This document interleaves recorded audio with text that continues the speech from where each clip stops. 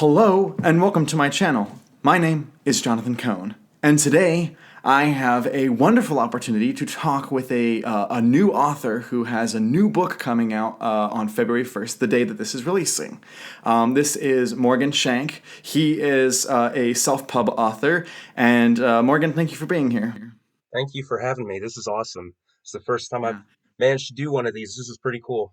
I know. Hey, it's the first time for me too. So, I've interviewed authors like in person, but never do like this before. So this will be fun.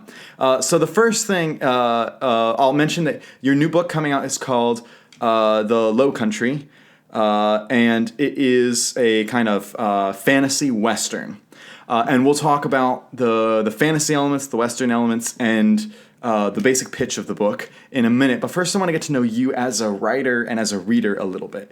So, when did you realize you wanted to be a writer, and what was that realization like? Man, so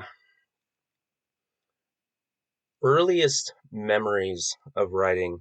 Well, I was always captivated by reading books, just anything that could transport me away, right? Anything that could get me out of what I was presently in. Uh, the more strange and fun the world, the better. And so my earliest memories, actually, I was just kind of throwing together random little documents on my mom's computer. And then at one point, my uncle and I threw together a little manuscript together about my toys, trying to save another toy that was stuck on a speeding train. And so that was the very first one I ever did. That was probably like somewhere early elementary school. And Oh, then wow. I'd always liked creating something. Um, if I wasn't writing, I thought I was going to be a musician. I was throwing together like techno beats and stuff like that. I was into photography. But it always came back to the writing, um, because just the ability to capture imagery and emotion and sensation, to capture all that, bring it all together with the right choice of words like poetry, poetic prose, just continued to bring me back to that medium. And so that continued until the very first thing I ever did that was full length feature novel. In sixth grade, I took one of those composition notebooks that you go through in middle school, high Hmm. school, and I hand wrote a novel that filled that composition notebook in sixth grade. At that point, I was just desperate to be writing something. And I didn't really have a clear cut idea as to what that was going to be. So I wholesale plagiarized an idea my best friend in middle school already had. Um, and once he once he publishes and he starts getting books out there, then he'll have the chance to amend that history and tell the world that I stole my first ideas off him. But for now that's the story I'm rolling with. And we both played off the stories as our own. And we never did anything with those first stories, but they were both the means for us um, to stretch and grow our writing muscles, and then um, continued writing just little tiny novels ever since then. And it continued until college. Partway through, I was like, it's time to get serious and actually do something with this. And that's when I committed to my first actual attempted, like, this is going to be something we try to publish. This is something we're going to try to actually get out in front of people. And that started in college after about 10 years of just writing for myself. Hmm. Yeah, I feel the idea of writing in middle school, trying to fill a composition notebook. I was the same way. And if I just knowing what those middle school books were like, if I threw out 10 different types of books or pitches that those books typically have, I'm sure one of them would match because we middle schoolers tend to come up with the same ideas. So that's what made you realize you wanted to get into writing. But you've really, from what I've read, gotten really into the fantasy genre. So which authors really have had an impact on you, regardless of genre? And then what authors specifically influenced you, and which authors do you really like reading? So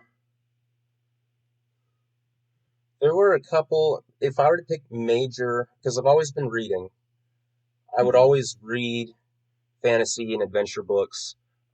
I literally have memories of following my parents through the grocery stores, and my head was down in a book, and I was reading the whole time, but I was using my peripherals to follow them when they were walking with the shopping cart. And so Hmm. I was like a little lemming. I was literally just walking around following the shopping cart, but I would never actually pull my head out of the book. I was always reading, and peripherals were telling me there's a person over here, there's something over here. And so I'm sure it looked pretty comical in hindsight. People were like, what is that kid doing? Like that total nerd is gonna hurt himself, he's gonna run into someone, there's gonna be a whole incident. Um, but the earliest books I can remember that really grabbed that for me were Peter and the Starcatchers was a series of about Hmm. 4 books. Um, if I had it, I should have brought that copy. The very first copy I have that book. It's been read so many times, and it's one of those paperbacks where it's just full of memories, and the spine is falling off, and the pages are all falling out. Yeah. But you just keep coming back to it, and the memories have stuck to all those pages like flypaper. Like you can just pull it open, and you remember Hmm. this was going on over here, and this was downstairs when you're reading this book. Um, those were the early that was the early series for me that really I kept coming back to. I couldn't get enough of them. I read them over and over and over again. Um, and then the next big one was The Wheel of Time. I know Oh, of course. everyone comes to Of that at course. some point. And I actually did. I committed to reading through all 14. There were a couple summers of seventh grade and eighth grade year for me were just Wheel of Time. Like I was just reading all the way That through the end early. of that series. Um, Wow. so I finished that, and that opened my eyes and my mind to the idea of what you could do with fantasy, like how you could transport someone into a whole nother world, take them out of this world, and give them an adventure that they would want to keep coming back to, that would just leave them inspired, leave them uh, just passionate for new adventures, new activities, ready to just take life on, see what's possible. That's what those books did for me. It was just such an adventure, transporting you somewhere totally different. So that opened my eyes to fantasy. And then I think the pivotal kind of what set the tone for my modern day writing um, was Joe Abercrombie. I knew it. You I knew knew it. it. You knew it was coming. Yeah, it was. It's so interesting because I've seen some of the videos he's done, and he said some of the most pivotal books for him were the Game of Thrones. Yep. And he Hmm. said, up until I read the Game of Thrones, I had no idea what fantasy could be. And then that opened his eyes to that. But for me, it was Joe Abercrombie. I had no idea what fantasy could be until I read his books. And I was like, I loved how he took every fantasy trope and he didn't necessarily reverse them, but he basically said, what if we just muddy it a little bit?" That's a good word. Muddy. Muddy with Joe Abercrombie goes well. Right. What if we just take all these tropes that readers love and just put like dunk them a little bit and submerge them a little bit, pull them out a little bit dirtier, and they're not totally gone and they're not totally changed, but they've taken on a new flavor. And it really helped me just um and I'm sure we'll get into this later on too, but like, so I went through a lot of depression when I was in college, and it was interesting reading his books because it was like almost validation in the sense that it's okay to not have everything totally okay. Here are stories that feel more relatable because they're fantasy, but they don't end 100% rosy and clean. They end with characters that still have issues they're wrestling through, things that aren't resolved yet, and they know they have work to do in the future, but at the same time, they've come to better peace about who they are and where they're at, and they know there's a path that they can follow to continue to walk into victory someday in the future. So it's stories that you bring characters to this point where, okay, we're not arrived yet, we're not where we want to be, but we're farther than where we were, and we've learned something about ourselves in the process, sometimes for better, sometimes for worse. Um, but now we're more confident about where we're going in the future. And it just felt more genuine and more vulnerable and more raw to me. And once I read his stuff, it was over. That was kind of that was kind of the bent that I saw all my writings start to take. And after you read those books, you're like, okay, so no matter how bad my life, it can't be worse than the lives of these characters, because whoo, he puts his characters through the ringer. And you know, it's funny because this is like the first time we've had a long form interaction. We've had messages back and forth. But when I read your first book, Bygone, and then also read The Low Country, I was like, I can totally see the more grimdark influences here, and also the specifically not just that, but the character focused influences, where you pick out your handful of characters that you're following, and you really explore them. Whereas something like Wheel of Time or Brandon Sanderson has a huge cast of characters, and you get a little bit of time with all of them. You have a decent amount of few, but you really get to know this cast well. So I can totally see the influence, and I think that fans of Abercrombie will transfer over well. I think that's a good pitch for your stuff. My next question is wanted to ask you about the publishing process itself. So this isn't the first book you've written, as you kind of alluded to. So what was the process like? If you feel comfortable, how many books have been in the process for you, and what made you decide to release them the way you have? Man, yeah, okay. So it came down to, you know, traditional publish or self-publish. Um, I had always wanted to go traditional. And I think going through college, it changed a few things for me.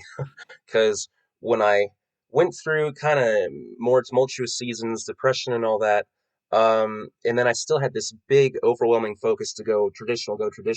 But I also started to recognize about myself, like I'm super competitive. I'm super into sports. I'm super into like Spartan racing. All this like just super competitive. And what I began to see was the drive for traditional publishing when I started to really get honest with myself about why I really wanted that.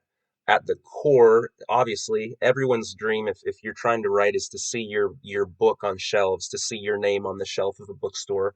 Um, and I think the longer I kind of processed that, the more I was thinking, um, because nowadays, like when I was studying the process, and you had to figure out, okay, so uh, you draw up a list of agents that you might want to Yep. send your pitch out to, and they're consuming tons of pitches all the time, and they're sorting through all these stories, and they're sorting through all these manuscripts, and now they're saying, with the way the industry is shaped now, it's risky to take a risk.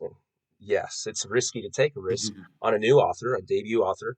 And publishers, from what I've seen, they like you to have a good platform. They like you to have a good following. They like you to have Yep. a lot of stuff I didn't have yet, and a lot of stuff I probably wouldn't have for a while unless I didn't really want to follow Stephen King's route, and on writing he was talking about his process, the story of his formative writing years. He was writing and working with magazines for years and years and years before he ever got started with any kind of novel. But I felt like I was starting this a lot later in the game because I didn't decide I wanted to really go ahead and publish for people, like get my work in front of people until college. And I was like, man, I know I really want to write. I don't really know what else I want to do outside of writing. It feels kind of late for me to try this process. Um, like, if I go down this road, I don't see myself really being able to feel validated to get people reading my stuff, like published through publishing houses, until maybe a decade or two into the future. And by then, I know, like things could look different. You could have a different job. You could have a different. You could get married. You could have all this stuff. It might look totally different. I just didn't know what it would look like. But with self-publishing, if you, it takes all the pressure off. There's no deadlines. There's no contracts. There's no um, maybe like we think readers today want this. We think readers today want this. It's your own. unfettered, unhindered art that you can just feel free to shape in your own time, in your own process, to really sit with it and think with it and wrestle with it, and you can release it on your own pace and work on it at just however seems best to you. You can experiment with it, and so that's what I started doing. I started experimenting with it. Um, you asked how many works were in the process. There's been about 7 or 8 full That sounds right. there's about 7 or 8 full spread, full bore manuscripts that are sitting on my desktop, and each of them have informed the later stories here and there. They've shaped different things that happened. I carried over characters I liked, scenes I liked, plots I liked. There were about 7 or 8. Um, and then Bygone itself was the story I wrestled with for the longest time. Like 5 years, I was kind of tweaking it and working with it. And it was definitely very experimental.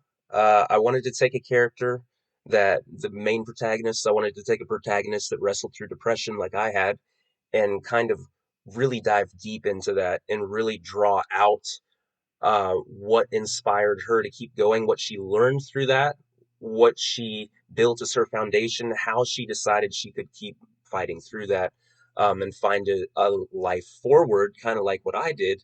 So it's definitely very experimental because I hadn't seen anything like that in fantasy to my knowledge. And the jury's still out as to whether or not it worked totally, because it was very character focused fantasy, and depending on what you like in fantasy, it might not be your cup of tea because it's very character focused. It has an overarching plot, but it's different. I'll just say that it's very different. So basically, I got cold feet moments before I was releasing, and so I decided I wasn't going to promote it hugely. And so it's out there, and you can find it, and I encourage you to find it, especially if anyone has wrestled through similar depression, anxiety, any of that, like I did. I think it can definitely help people. But as far as technical writing and the craft of writing novels, um, I wasn't totally sure how it would be received, but so it's out there. But then I took a lot of time and said, okay, so I got my pet project out. I got my passion project out. So now I'm going to go back to the roots. I'm going to go back to more traditional adventure, traditional, like what I look for in fantasy, the adventure I want to live and experience. And that was a low country, and sent it out to a few people. And whereas Bygone kind of got like, people were they liked it and some people didn't like it, so it was a very mixed bag, but so far everyone has liked a low country. And so I was like, all right, this one we're gonna market, we're gonna promote, we're gonna really take a shot with this one and see where it lands. And I guess that was a really long answer to your question, but that was all kind of the backstory of why I think self-published, at least for now, is that's kind of where I'm going to stay. That's where I'm going to be, um, because it has just been the most fun and the most fulfilling. And I don't see any reason to step off of that train anytime soon. Yeah, the there was a for a long time there was a stigma about self-publishing, while at the same time there was a promoted prestige to traditional publishing.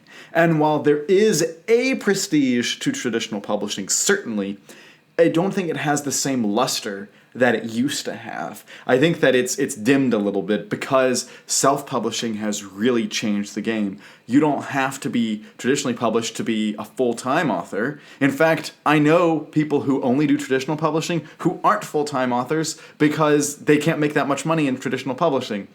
Reverse it, obviously, there's a lot of people who just self-publish, a little thing, and then there's some people who make full-time money off of their self-publishing work. So it's the game is changing. So it is self-publishing is more the place to go, and it has been for the last couple of years. Although now it seems that the market is moving away from just Amazon self-publishing. Now everyone wants to do Kickstarters. Yeah, yeah, right. Everyone saw Sanderson's and said, "I can Sanderson do that was like too." 2 million. It was a crazy number. Everyone was like, "Wow, the sky is the limit." Yeah, I know one author I follow, Kevin Anderson. He had a Kickstarter planned for like 2 weeks after Brandon Sanderson started, and he'd planned it for months, and then as soon as he started, everyone just said, "Oh, you're just jumping on the Brandon bandwagon." He's like, "Guys, I've been planning this for months. Don't blame me." So now that is where everyone's going because everyone thinks they can go there. But self publishing through like Amazon and other places, I still think is valuable, especially just to get your name out there and to get things published, and for a publisher or a publisher or an agent, because agents really are the slush pile now. It used to be that the editors were the slush pile. Now the agent's the slush pile, and then they refine it. And so if they see you've already released stuff, they say okay, and they can see if you've sold copies. They say, all right, so this person has the following. We'll take them on, hone their craft, and then now we combine their following with traditional publishing, and we'll actually have a success. So I think it is valuable to go this direction. I will tip my hat in a few ways. I have read both Bygone and A Low Country. Thank you for letting me be a reader on them. And I did enjoy both, but I really enjoyed A Low Country. That book worked for me. I'm more in the plot centric type books, and it's not a plot centric book, but it was more like it's a very good balance. I would say it's a balanced book because there is a strong plot, but there also is a strong character focus in it. So that's why I think A Low Country just works so well. So let's go ahead and specifically talk about The Low Country. As I mentioned earlier, it is a combination of Western and fantasy. And it's not just that like, oh, you may have some dusty town or something. Like there are Western references aplenty in this book. There are fantasy tropes aplenty, tropes from both. So that's something I can say I haven't really read much of. I've read space westerns and watched space westerns. Mandalorian, obviously, and one of my favorite Star Wars novel, Kenobi, is a space western. Not the TV show, but the book is. So I was like, I've never done fantasy western before. I'm sure it's out there, but I haven't seen it before. So I thought it was a very fresh take. What made you drawn to those two genres and put them together? Man, um, okay, so it's not totally 100% Joe Abercrombie's fault, but uh, Red Country, um, he wrote Red Country, and to this day, I don't want to say it's one of my favorite, but it's one of the most memorable books I've ever read. Um, Okay. it stands out to me as one of the most impactful just because of how he combined those two. And he also did the same thing. And when asked later, he said, honestly, I just wanted to write a Western. Like he was an author who was established in fantasy, but he wanted to write like a war novel. So he wrote Heroes, and he wanted to write a Western, so he wrote Red Country. And that's kind of where I was after I wrote Bygone. I was kind of like, okay, I don't know. I think the process of really working, like eh, wrestling with that plot and those characters, trying to get it exactly perfect, which you can never do, but I tried so hard with that book. And I think maybe it burnt me out on your more traditional fantasy. Like after I finished and Right. I was trying to consider where to go next, I just wasn't, fantasy wasn't sticking like it used to. But I was like, okay, but I've already started to kind of identify myself to people as a dark fantasy writer. Like I've already tried to start branding myself in that arena. So what do you do as a self-published author if you want to now? You might have started an image of your art and what it represents, but you want to also try to write some of this other stuff that has always you've always been itching to try. Like westerns, I've always loved going out west. The Southwest USA is my favorite region out of anywhere I've seen in the world. I mean, I've been able to go see some of Europe and some of the Middle East and Iceland and all over the U.S., but there is nowhere in the world like the Southwest USA, like Utah, Arizona, the landscapes out there. I'm a landscape photographer as well, and so that always drew me back and it always drew me back to that idea of, obviously enjoying Westerns, the books and the movies when I grew up. And I was like, why do I have to why do I have to differentiate between genres at all? You know, there Exactly. was there was a day where I was like, why not just throw these together? Like, why not just do what Abercrombie did, and why not just try to fuse like just put them together. Two things I enjoy. I like the fantasy, I like the western. Let's just put it together and see where it leads. And that gave me the freedom to do the archetypal western. Like, you have the outlaws, you have like the brooding bandits, you have the charismatic Hmm. instead of guns, instead of six shooters, because I don't want guns in my fantasy just because it takes me out of the world. Hmm. But if I can give them like crossbows, like pistol crossbows, like the Yeah. the little tiny ones that you can get and you can hunt with today, where you just put in a bolt and then you cock it and then you put in another one. I was like, those are my six shooters now, and so let's do a fantasy western. Let's have a western, but it'll have magic, it'll have monsters, it'll have the like you said, the windswept kind of dusty towns. It'll have the bandits, the outlaws, chases through the desert, and it'll have crossbows as your guns, but yet it will also have some different takes on certain characters and tropes that kind of pull from Western and pull from fantasy, and just throw them all together and see where it leads. And that's kind of what came out was a Low Country. I can say that it's fun because there were times where I was like, oh, and that's where this trope comes in, and oh, that's how that. But it's not always done one for one exactly how the trope is. Sometimes you changed it a little bit, but there was just one moment, and I won't spoil like how this unfolds. But there's just one moment where our characters are in peril, and you're like, oh dear, how do they get out of this? Oh, there's a herd of bison coming. Yeah, yeah, yeah, yeah. And I lost it at that point. I was like, that's hilarious. That's perfect timing, perfect usage of the Western trope there. And so that was so entertaining in That the scene book. was a lot of fun. Yeah. And that's the whole thing of doing subgenres is saying, okay, so we've done the typical one. Now let's get a little more specific in what we want to see. And because this is such an unexplored thing, I think it just feels fresh to people. And obviously, to Abercrombie fans, they're familiar with it, but it's not like at least you're safe and it's not a saturated subgenre. Whereas something like there's subgenres like military science fiction is super saturated, or space opera is super saturated. So it's like you're going into a one that's kind of safe and that's not been done too much. So I do like that.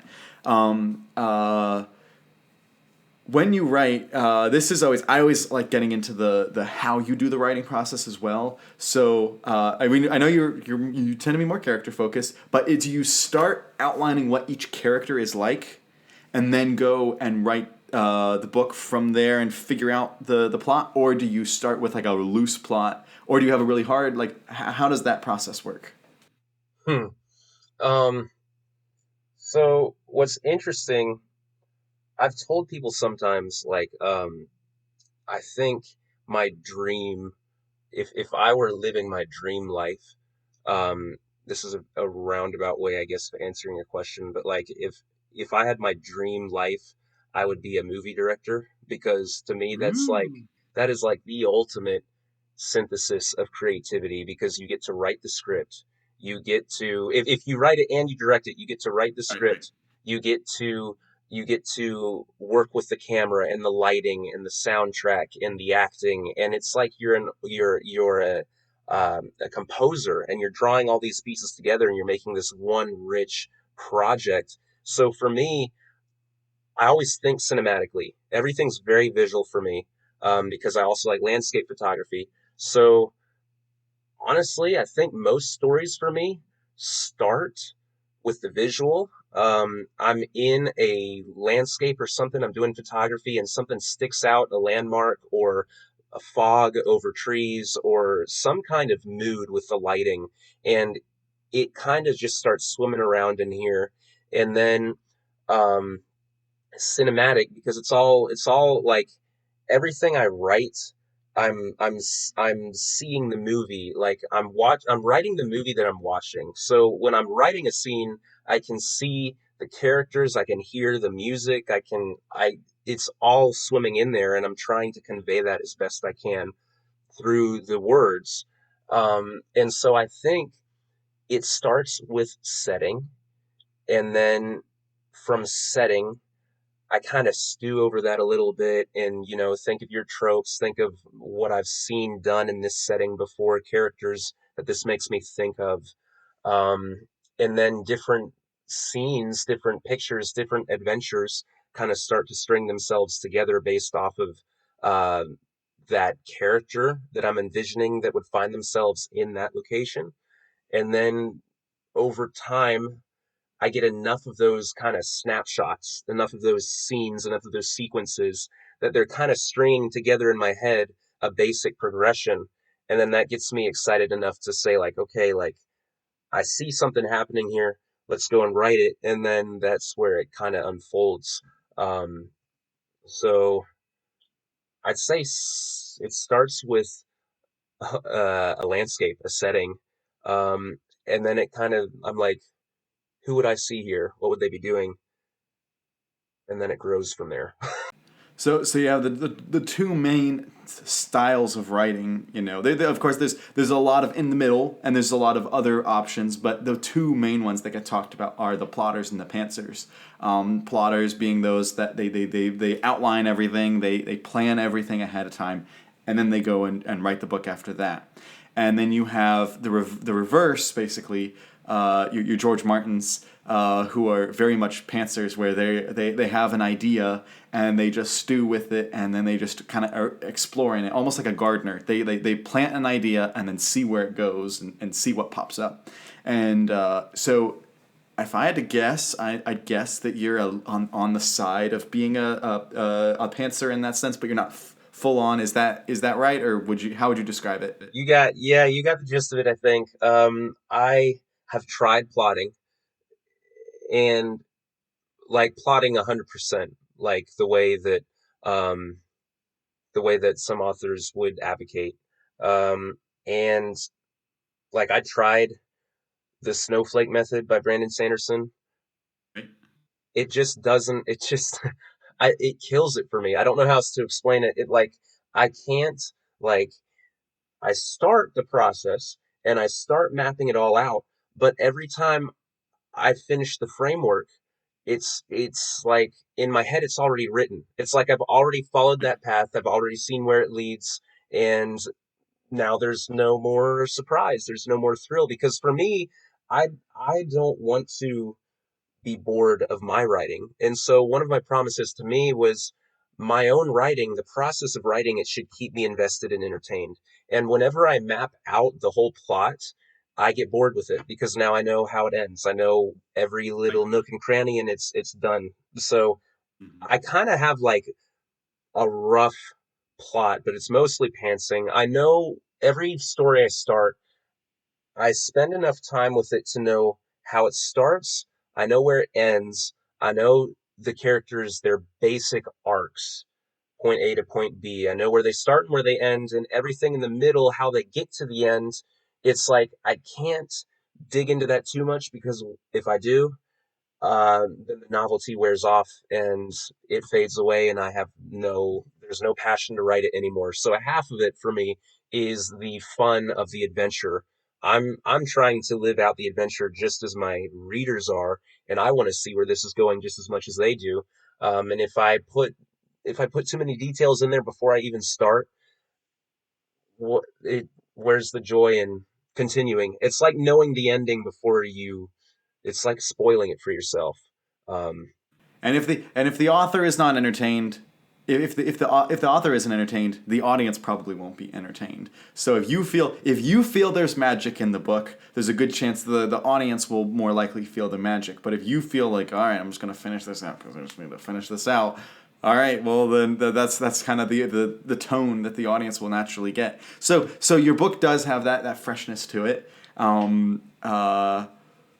And I think that because of that, like I can see in the way your book unfolded how it would I could see foreshadowing happening, and I could see uh, the overall plan. But at the same time, there are definitely moments in the book that I'm like that couldn't have been pre-planned because that seems like that was just like an ingenious idea to throw in there, or that was a cool character that wasn't necessarily earlier used in the book or foreshadowed. So you in the Low Country you have the ability to make twists because you haven't and make them really surprising. There are two big twists in the book. One of them, when I saw it, I was like, okay, that makes sense. The other one,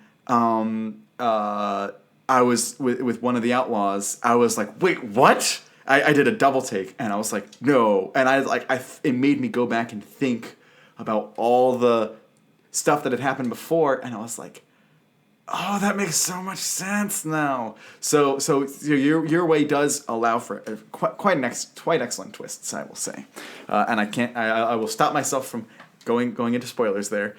Yeah, Uh, I think Neil Gaiman said something along the lines of writing a book is like driving through fog without headlights. Um, and I don't think that's mm. exactly it, but it's close to what he said.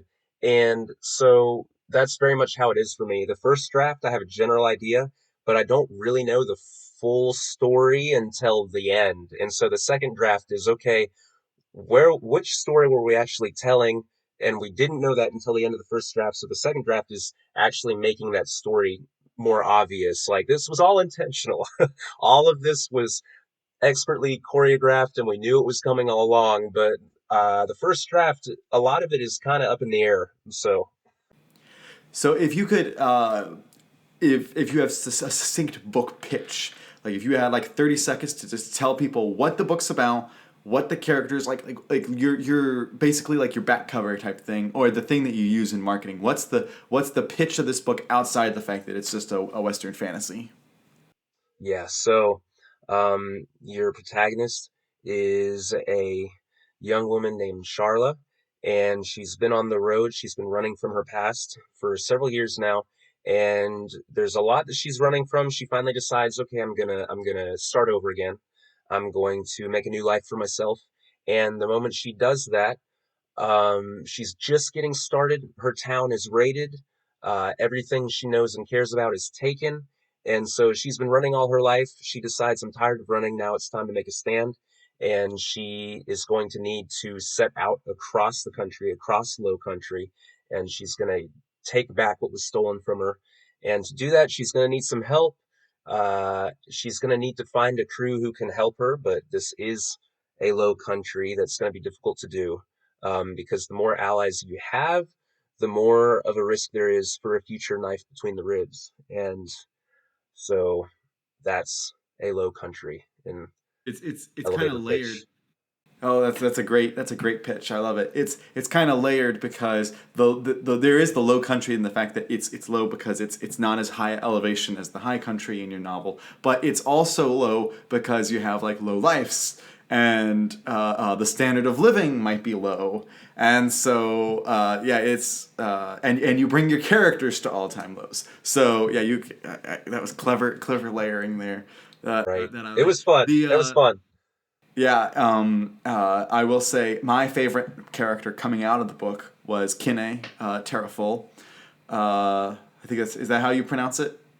I've, I want to, I've always said kind. Um, Kine. Okay, I'll go I'm with never going to be the person that like makes a wiki and says, this is how you pronounce this name, but that's it. how I've always in my head. Kine. Okay. Yeah, Kine was a really interesting character. He had that. I have several actors in mind that I can like Oh perfectly yeah. picture Oh yeah. in there. Man, out Uh, of curiosity, I'd love to hear your top pick or two, whoever they So were. my top two picks. One of them, he's a bit young for it, but the guy, I don't know if you've seen Mandalorian and the Book of Boba Fett. The guy who is on Tatooine, who's the sheriff, the marshal, and I am blanking on the actor's name, and I Don't know why I know him, but he's a little bit young, I think, for the role.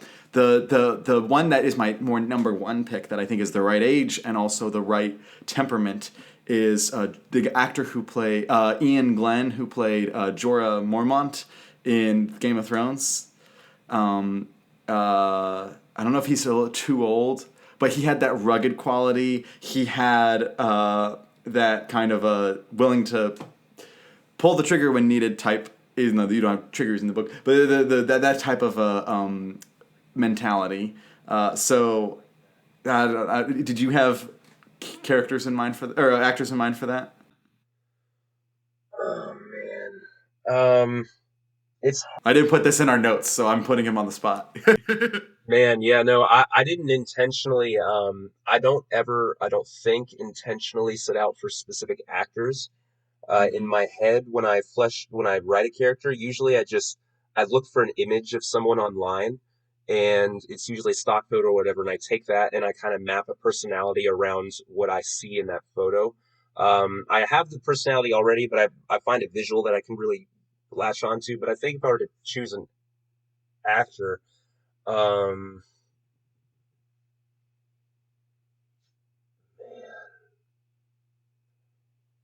I have it's just like you. I'm kind of blanking on the name, but have you ever seen have you ever seen Troy? No, I haven't. Um, It's one of the actors from that. let's say his name's it's Ian something. Um, I will put in the picture here to. I can't. His name's on the tip of my tongue too. But basically, he's one of the generals, and I believe the actor's name is the first or last name is Ian. He's also the actor who played the villain in the second Jason Bourne movie. Um, I don't know. I don't know if these are titles you've seen, but that's the guy. I can't think of his I'll be name at able the to top of my figure that head, out for in post. but that's the guy. Okay, interesting choice. Um, so the book it has. By the way, I'm gonna include a real quick insert. It has a beautiful map. That was so helpful.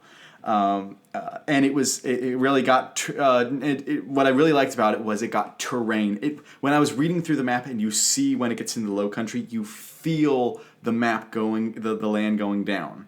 It's not just it just happens to be sometimes you read maps and they just look flat, but yours you felt the slope, the curve of the land, and so that worked out real well.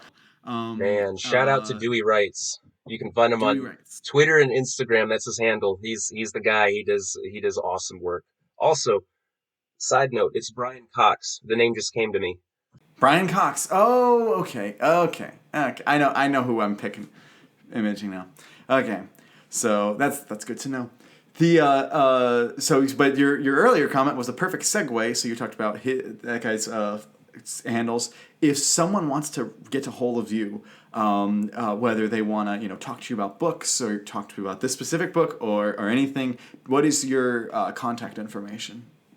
Yeah, so you can definitely find me at Shank Books. I mean, I'm on Facebook, I'm on Twitter, I'm on Instagram. Um, and it's sometimes I'm not the most consistent with updates. I'm also a trucker in my day job, so sometimes my hours are kind of weird. But you can find me Shank Books, Instagram, Facebook, Twitter. That's my website as well. So it's all unified. It's pretty easy. If you ever find me, if you ever want to reach out to me off my website, there's a contact form on there too. And I'd love to hear from you about anything relating to reading and writing.